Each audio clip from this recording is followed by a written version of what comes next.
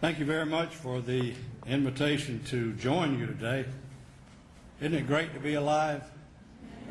If I'd known I was going to live this long, I'd have taken better care of myself, I believe.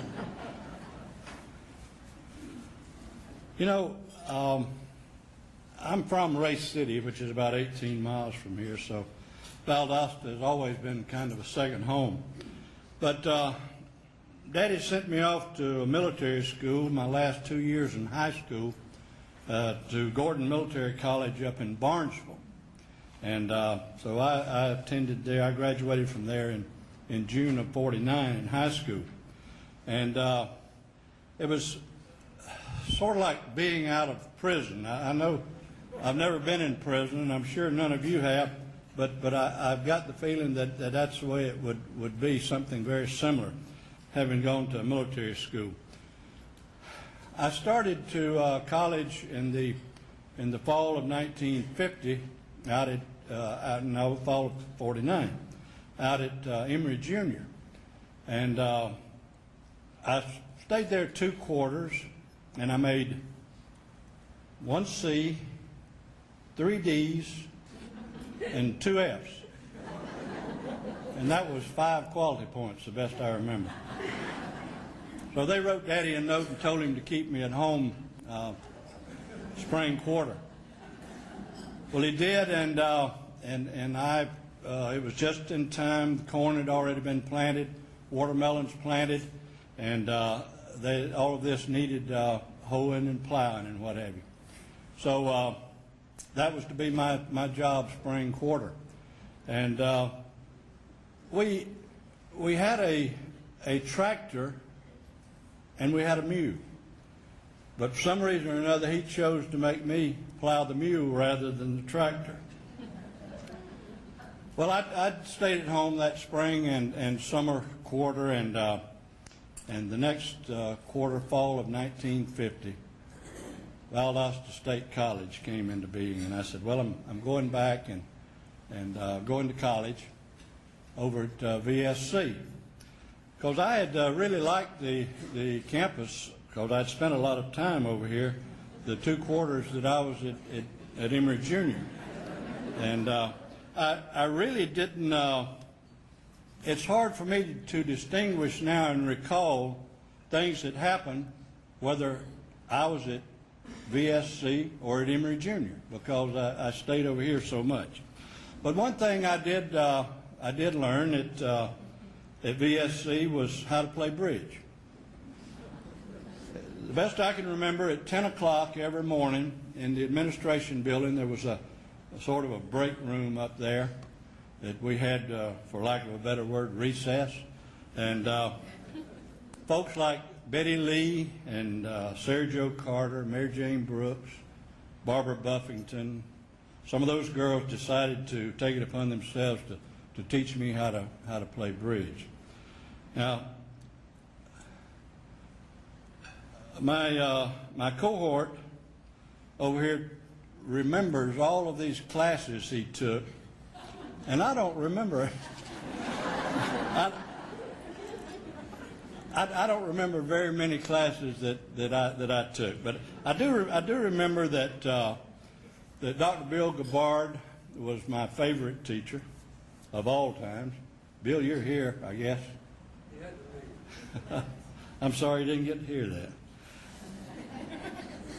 that. The class, though, that I have the most vivid recollection of is a history class under Mildred Price.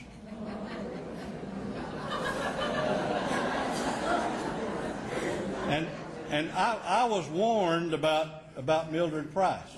When I signed up for the class, they said, now read the chapter that she assigns you every night, because you're going to have a test the next morning. I couldn't believe that. So I had to test her for a whole week. I made 5 zeros. I said, well, evidently she is going to give us a test every day. So I started reading my chapter at night, and the next day I'd make 100 on the test.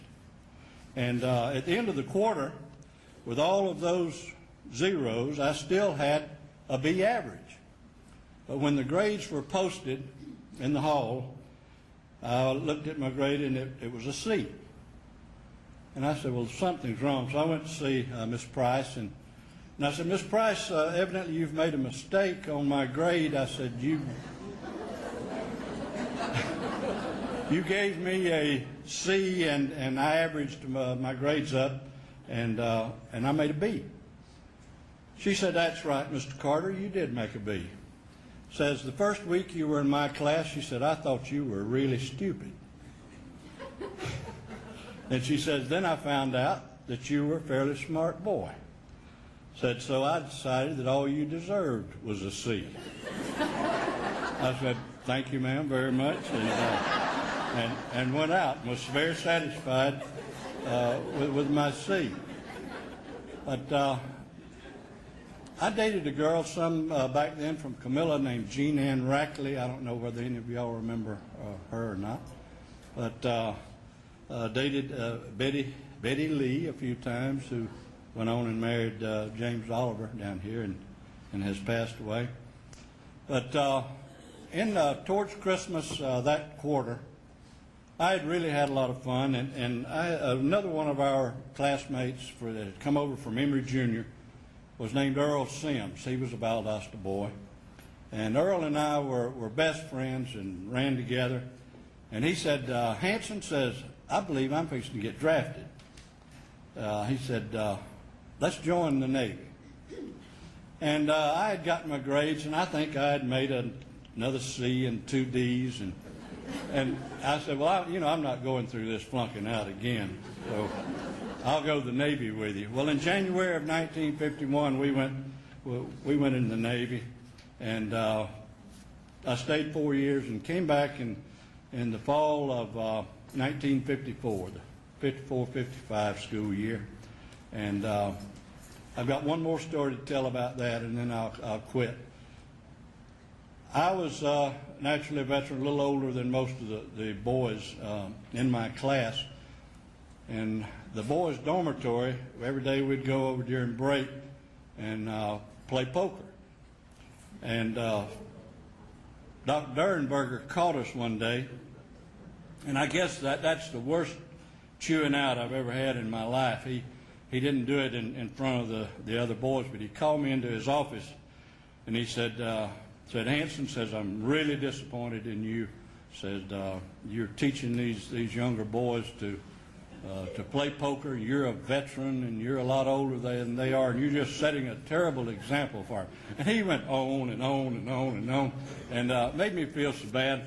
But Dr. Durenberger was a great guy too. But I did manage to make the dean's list a couple of quarters between 1954 and 57 when I graduated, and it was just a great experience in my life to have been at VSC on those 2 occasions. Thank you very much.